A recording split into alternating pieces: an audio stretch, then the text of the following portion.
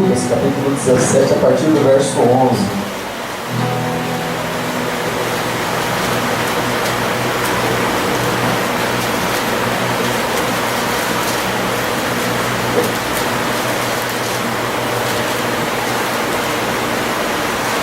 Evangelho do Dr. Lucas, o nosso irmão Lucas.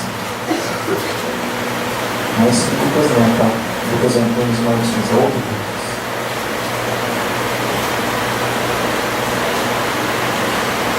Capítulo 17 do Evangelho de Lucas, a partir do versículo 11. Graças a Deus por isso. Você encontrou? É muito importante que você encontre. Onde está escrito assim: E aconteceu que indo ele a Jerusalém, passou pelo meio de Samaria e da Galileia, e entrando numa certa aldeia, saíram-lhe ao encontro 10 leprosos, os quais pararam de longe, levantaram a voz, dizendo: Jesus, Mestre, tem misericórdia de nós. Fala assim comigo: Jesus, Mestre, tem misericórdia de nós. E continua falando: E ele, vendo-os, disse-lhes: Ide, mostrai aos sacerdotes. E aconteceu que, indo eles, ficaram limpos. E um deles, vendo que estava são, voltou glorificando a Deus em alta voz, e caiu-lhe aos pés de Jesus, com o rosto em terra, dando-lhe graças. E este era samaritano. E respondendo Jesus disse: Não foram 10 os limpos? E onde estão os outros 9? Não houve quem voltasse para dar glória a Deus, senão este estrangeiro. E disse: Levanta-te e vai, a tua fé te salvou. Graças a Deus.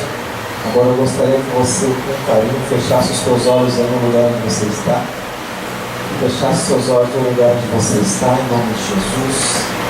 Você levasse o teu pensamento a Deus, procurasse se esquecer de todos os problemas, todas as angústias, de tudo aquilo que tenta desviar sua atenção. Procura nesse momento, pelo menos, se esquecer de tudo isso e levar o teu pensamento ao Deus Todo-Poderoso, ao único que pode resolver as nossas vidas, ao único que pode nos abençoar e estender a tua mão poderosa para que a página da nossa vida possa mudar e uma nova história possa ser escrita então nessa noite. Deus amado, Pai Todo-Poderoso, em nome de Jesus Cristo, Pai, nós te louvamos, nós te damos graças, porque Tu és o nosso Deus, Tu és o nosso Senhor. Oh, Pai Santo, nós estamos aqui, Deus, mais uma vez na Tua presença, mais uma vez diante do Senhor, porque nós esperamos em Ti. Pai Santo, se nós esperássemos, ó Deus, do Presidente da República, nós estaríamos lá, Senhor, buscando a Ele. Se nós esperássemos, ó Deus, do prefeito, Senhor, ou dos deputados, nós estaríamos lá, Senhor, esperando eles, ó Pai, numa sala de espera ou até mesmo em seu gabinete. Mas nós estamos aqui, Deus, na Tua casa, nesse lugar, porque a nossa esperança está no Senhor. Nós esperamos em Ti, Deus, e nós sempre confiamos e confiaremos no Senhor. Pai, em nome de Jesus Cristo, Pai, nós levantamos, Senhor, a nossa voz e levantamos, Deus, também a nossa mão, Pai, a Ti, ao Deus Todo-Poderoso, ao Deus da nossa vida, ao Deus da nossa salvação. Oh, Pai Santo, a Tua palavra diz que as nações esperariam no Senhor. A nossa esperança está em Ti, nossa esperança está viva, porque o Senhor vivo está. Pai, no nome de Jesus, sustenta, Pai Santo, mais uma vez, Deus, as nossas vidas, Pai, nessa noite, para que nós possamos permanecer de pé com a Tua palavra, com o alimento, Deus, com o maná, assim como o Senhor sustentava o povo lá no passado, com o maná vindo do alto, porque assim está escrito, Deus, que nem só de pão viverá o homem, mas em toda palavra que sai da boca de Deus. E essas são as palavras mais maravilhosas que existem, porque saem da boca do Senhor. Muito obrigado, Pai, em nome de Jesus. Amém. Amém. Graças a Deus. Amém. Pode se sentar por um instante. Em nome de Jesus. Graças a Deus. Uma passagem muito conhecida no meio do povo de Deus, até as crianças estavam esses dias baixando os vídeos. Em casa a gente trabalha sempre com isso, A gente entra lá na internet, baixa os vídeos, vários vídeos, para as crianças, se passa numa mídia de DVD e eles vão assistindo e automaticamente também eles vão adquirindo também conhecimento. E uma das maneiras com que a gente possa colocar a palavra de Deus no coração deles, uma das maneiras. Esses dias eu estava até vendo a respeito dessa passagem dos 10 leprosos, e algo assim muito interessante a respeito desse leproso. Não vou parar especificamente nessa passagem, mas algo muito interessante a respeito desse leproso e a respeito do motivo que se busca muito a Deus nos nossos dias. Se dá muitos nomes, né, a muitas coisas. Se nós fôssemos dar um nome, ou se muitas pessoas fossem dar um nome para o Deus que nós servimos, ou para um Deus que muitas vezes se crê, nós talvez daríamos o nome de Deus, no favor. Porque nós sempre adoramos ou sempre buscamos ao Senhor, sempre pensando no favor de Deus, e nunca pensando no Deus do favor, aquele Deus que nós servimos, porque Ele é todo-poderoso. Assim como os reis, eles tinham toda a reverência quando se chegavam na presença dele, se lançavam aos pés do rei, até que ele mandasse a pessoa se levantar. Aí a pessoa se levantava, então a pessoa poderia dirigir a palavra, toda aquela reverência. A pessoa, ao sair da presença do rei, ela saía de costas, de frente, assim, ela não poderia virar as costas para o rei, até uma certa distância. Depois, somente, ela se voltava com as costas para o rei. Aquela reverência toda. E nós olhando assim para o Rei dos Reis, para o Senhor dos Senhores, para o Senhor Jesus, Deus Todo-Poderoso, não alguém que está sentado em uma cadeira que se troca de 4 em 4 anos, mas em um trono eterno, o reinado dele jamais terá fim. Quando nós olhamos assim para a grandeza da imensidão do nosso Deus, que foge até do nosso entendimento, amado, o Senhor é digno de todo louvor, de toda honra, de toda glória, de que todo joelho venha se dobrar e toda língua vinha confessar que Ele é o Senhor, Ele é o Todo-Poderoso. E aqui, querido, o privilégio, na verdade, das pessoas e dos seres humanos não é simplesmente de receber o favor de Deus, mas é de ir um pouco além daquilo que Deus quer das nossas vidas. Resumindo a passagem aqui da cura dos 10 leprosos, 10 foram curados, os 9 voltaram para viver suas vidas, porque eles já estavam sãos, foram se apresentar primeiro para os sacerdotes, depois eles com certeza foram viver suas próprias vidas. Mas no meio desses, Jesus encontrou um que não queria simplesmente uma cura, ele queria o Deus da cura. Os antigos diziam assim: o estômago não dói ou não ronca uma vez só. Então, olha lá como é que você vai tratar com as pessoas que estão próximas de você, porque pode ser que você precise ter da pessoa outro dia. Então, com certeza, vamos supor que esses outros 10 leprosos, os outros 9, fossem viver suas próprias vidas e simplesmente isso, somente uma cura. Um dia, a necessidade de eles se encontrarem com o Senhor, eles vão se encontrar com o Senhor. E eles vão ter que ter algo a mais, que na verdade eles dispensaram aqui. E Jesus encontrou nesse outro leproso que voltou para adorar a Jesus, para glorificar o nome do Senhor, e recebeu muito mais do que uma cura, mas recebeu a salvação. É isso que importa para cada um de nós. Aleluia! Então, mas eu quero ficar saradão, não adianta, mas eu tenho saradão para o inferno. Eu prefiro ir meio assim para o céu, porque eu sei que não vai existir enfermidade nenhuma. Lá, mano, você não vai ver coxo, você não vai ver banco, você não vai ver cego, você não vai ver paralítico. Lá você vai ver só adoradores, pessoas andando na presença do Senhor, ruas de ouro, de cristais, coisas maravilhosas. Lá nós vamos ver. Esses problemas que nós temos aqui da terra são coisas do homem, porque Deus ele não tem problema, amém, irmãos? Então, querido, olhando para tudo isso, veio, hoje eu estava no trabalho lá, meditando em algumas coisas, e uma pergunta que eu fiz para mim mesmo, e a respeito de Jesus: quanto vale Jesus para mim? Quanto vale Jesus para mim? E olhando aqui para a vida desse moço que voltou para agradecer a Jesus, puxa, olha só, Jesus para ele valia mais do que um tempo. Agora eu estou curado, então tenho muitas coisas para fazer. Pois é, mas se eles estivessem leprosos, eles ainda estariam em um lugar de isolamento lá, abandonados, vistos como imundo. Você entendeu, amado? Se nós não tivéssemos Jesus na nossa vida, hoje nós estaríamos, se é que estaríamos, se já não fôssemos mortos, nós estivéssemos sido mortos por aí pela vida que levávamos. Mas enfim, nós estaríamos perdidos aí, talvez sem família, sem direção, sem ninguém dar nada para nós. Puxa, hoje nós encontramos valores através de Jesus, através da palavra. Ele nos fez reconhecer o que é precioso, o que precisa se valorizar. Amado, e quando alguém nos mostra algo que até então nós não víamos, o que acontece? Cada vez que a gente se lembra de princípios, a gente se lembra também de Deus do princípio. Hoje Deus tem nos dado uma família abençoada, temos uma família abençoada, mas Jesus entrou na história para que essa família fosse abençoada. E antes da minha família, eu quero estar com esse Jesus. Eu quero estar com Ele, porque isso para mim é prioridade. Então, quanto vale Jesus para mim? Quanto vale isso? Então, primeira coisa, amado, o valor nós mostramos, nós demonstramos. É claro, quem trabalha sabe disso. Sabe quando você está procurando emprego? O pessoal às vezes fala assim, o patrão às vezes fala assim, olha, eu tenho um trabalho aqui, um pouco pesado, um pouco duro, mas o salário é tanto. Eu só até brilho os olhos assim, é tanto. Você fala assim, não, o trabalho é, beleza, é grave, mas pelo salário vale a pena. O salário é bom, compensa. E chega em casa, toma um banho e, sabe, as forças vão voltando e busco do Senhor, Ele renova minhas forças e vão para outro dia. A pessoa está ali trabalhando, é duro, mas eu estou valorizando o quê? Valorizando o meu salário no final do mês. Então eu sei que vale a pena pagar um preço por isso. Amém, amado? Então, quando nós olhamos para o preço que foi pago na cruz do Calvário, o preço que homem nenhum poderia pagar, porque Deus olhou para a terra e não viu um justo sequer. Maria, Pedro, João, Paulo, não viu um justo sequer. Abraão, chamado amigo de Deus, e tantos outros, não viu um justo sequer na terra. O próprio salmista, embora fosse alguém, Davi, embora fosse alguém segundo o coração de Deus, ele confessando seu próprio pecado no Salmo de número 51, reconhecendo que já foi concebido em pecado.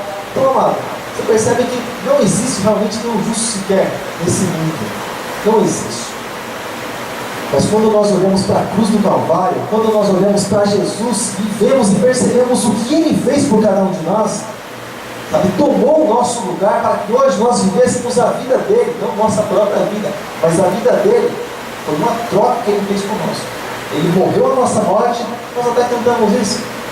Pois morreu a nossa morte, para vivermos tua vida. Você percebe que aquilo que a gente canta é forte, amado? É forte aquilo que a gente canta. A gente não percebe porque é tudo gostoso, né? Os instrumentos, aquela coisa gostosa, a gente não percebe, mas a palavra é poderosa, a palavra é forte. Então, houve essa troca, amado, de lugar, essa troca de condição. Jesus entrou na condição de pecador para que nós fôssemos aceitos por Deus. Então, quando nós olhamos para tudo isso, nós vem logo a nossa mente, puxa, quanto é que Jesus vale para mim? Qual é o valor que eu dou para Jesus? Você percebe que você ama Jesus quando você fala da palavra dele. Você sabe que ele tem valor para você, por isso que você fala. Mas eu vou falar de algo que é precioso para mim, porque tem umas pessoas assim que têm um mau gosto, tem umas brincadeiras de mau gosto que oferecem para outra aquilo que na verdade nem serve para ela. Mas se quer ruim, eu vou dar para tal pessoa só para ver, vou ficar olhando de longe. As brincadeirinhas assim de mau gosto, né? Mas quando você tem algo que é bom, você fala. Você pode ver, mano, até alguns remédios, porque o brasileiro ele é tudo, né? Ele acha que ele é tudo, né? Ele acha que ele é um pouco de eletricista, ele acha que ele é um pouco de pedreiro, ele acha que ele é um pouco de encanador, ele acha que ele é um pouco de médico. Ele é médico, nunca entrou numa faculdade, nem sabe nada de. Mas ele acha que ele é médico. Se toma algum remédio e foi bom para ele, a pessoa está conversando assim, com um organismo diferente, tem que entender isso. Mas ele não está preocupado assim com isso. Mas foi bom para ele fala assim, toma tal remédio que é bom.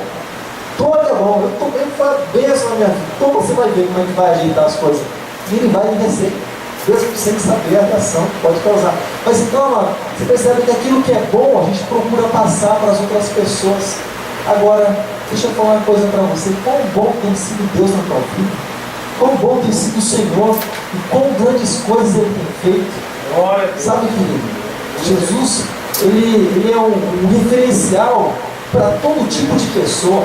Quem quer olhar para a perfeição, olha para Jesus, olha para a palavra, olha para Deus, olha para o Espírito Santo. Quem quer algo assim de perfeito, ver algo como modelo, como padrão, sabe? É só olhar para Jesus. E olha só, eu estava Eu deixei isso aqui como proposital. E olha só, quando o homem ele começa a reconhecer alguns valores, alguns princípios na vida dele, ele vai desse jeito, olha só. A princípio, antes de conhecer Jesus, você sabe, ele vai durando, cheio de alguma coisa. Mas olha que ele olha para o sacrifício de Jesus na cruz e reconhece a presença de Deus na vida dele. Você percebe que aqui em cima, só onde ele está prostrado, é que tem um pássaro simbolizando a pomba, que também representa a presença de Deus. Então, olha, o Espírito Santo desce sobre a vida dele, aí ele reconhece, ele se prostra somente. Então, Deus na nossa vida, o Senhor na nossa vida, esse Jesus que nós reconhecemos, ele nos faz entender tudo isso, todos esses princípios, e isso é que é realmente uma evolução na vida do homem, diferente daquilo que muitos falam por aí, daquilo que muitos têm dito por aí. Mas, amado, para alguns homens, para algumas pessoas da Bíblia, quanto valia Jesus? Para você eu sei que vale muito, porque num sábado desse, você saiu lá da tua casa para estar aqui, para adorar o nome de Jesus, então eu sei que Jesus para você vale muito, com certeza. Vale muito mais do que tudo que você deixou lá na tua casa, por isso que você está aqui. Agora, por exemplo, o jovem rico, aquele que quis fazer, vamos chamar assim, uma média com Jesus, quando teve um encontro com Jesus. Quanto valia Jesus para ele? Ele não entendeu, na verdade, o propósito. No coração dele, ele estava vivendo uma vida de avareza. Quando Jesus ofereceu salvação para ele, ele virou as costas para Jesus e, porque ele tinha muita riqueza, ele pensou assim, na sua ignorância. Ignorância é alguém que não sabe das coisas, não é uma palavra. Mas ele pensou assim na sua ignorância, na sua pequenez: puxa, eu vou ter que deixar tudo que eu tenho para ir com Jesus. Puxa, o que vai ser da minha vida? O que vai ser de mim depois que eu deixar tudo para ir com Jesus? Eu vou perder meus bens, minhas posses. Puxa, olha o status, olha só como as pessoas me reconhecem no dia de hoje. Olha só, como é que elas vão me ver? De alguém que tinha agora, alguém que não tem. Sem contar aqueles amigos que vêm na casa com interesse.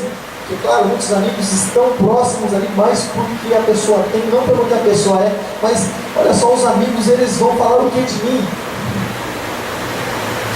Sabe, irmãos, existe uma coisa muito mais importante daquilo que os amigos vão falar de nós.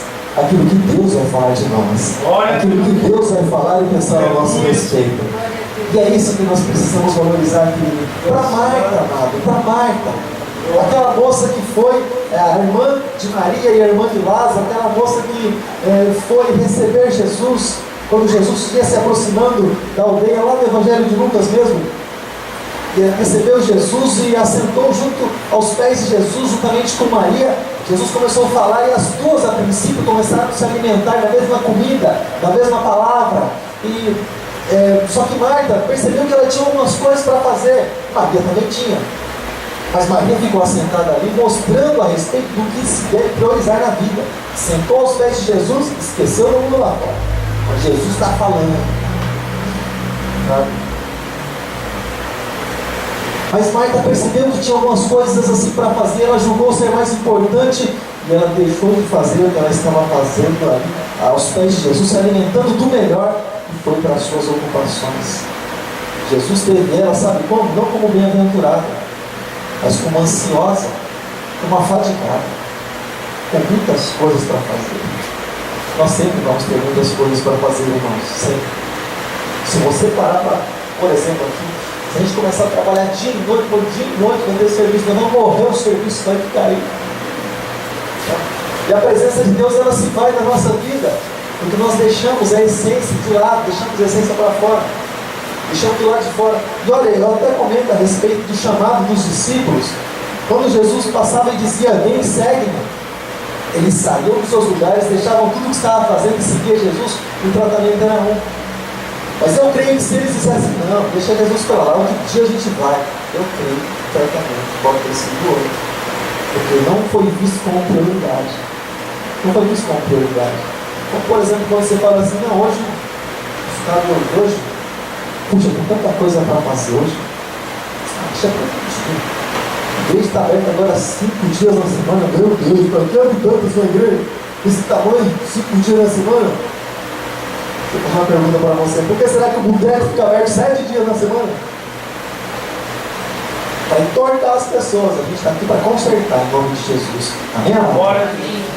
Então, queridos, para Marta, Jesus não tinha tanta importância assim como deveria, porque ela julgou os seus afazeres acima da presença de Jesus.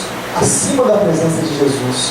É interessante, quando nós olhamos para os discípulos, um ali disputando lugar com o outro, para quem estava queria sentar à direita, outro à esquerda, na glória do Senhor.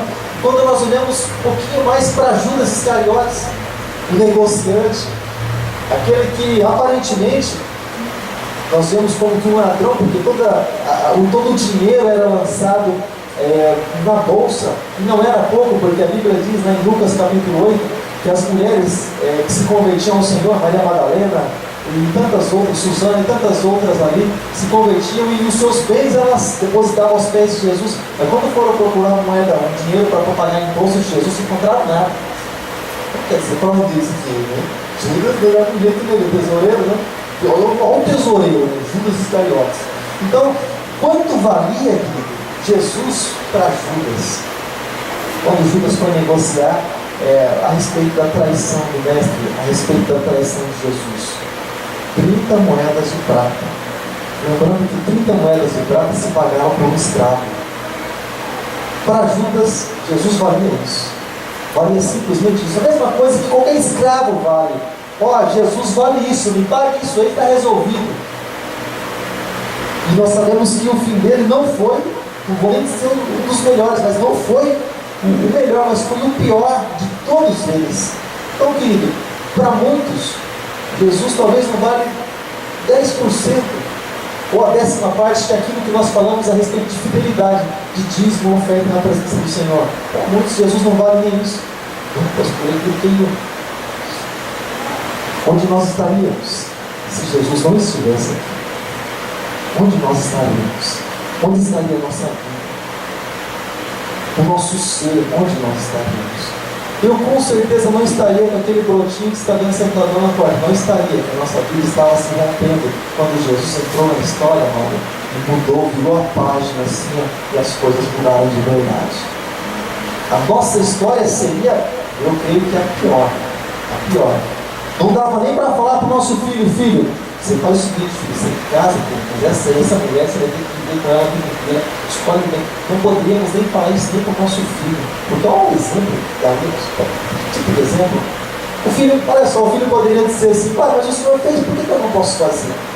Aí o pai, olha, você podia estar atravessado, porque é verdade. Claro que o filho deve falar assim para o pai, mas é verdade. Então que tipo de exemplo, de referencial nós seríamos, amados? Mas Jesus, ele entra na história, ele pode mudar a história, se há entrega, se há busca, querido. Jesus, ele pode mudar dentro de nós a respeito dos princípios, a respeito do que nós pensamos ou a respeito do quanto ele vale para cada um de nós. E Jesus se importa com isso, amado. Mas que acha que Jesus vai se importar para isso? Jesus se importa com isso. Quando ele chamou os discípulos e perguntou assim para os discípulos, olha, o que eles dizem que é o Filho do Homem? Uns disseram, um dos profetas, outro é Elias, outro é João Batista, outro é Jeremias, e vocês, quem dizem que o Filho do Homem é? Que tipo de peso que eu tenho para vocês? Importância, que grau de importância eu tenho para vocês? Isso eles não poderiam responder da parte do homem. Mas o Espírito Santo ali naquele momento deu sabedoria para ele, inteligência para ele, mostrou algo para ele.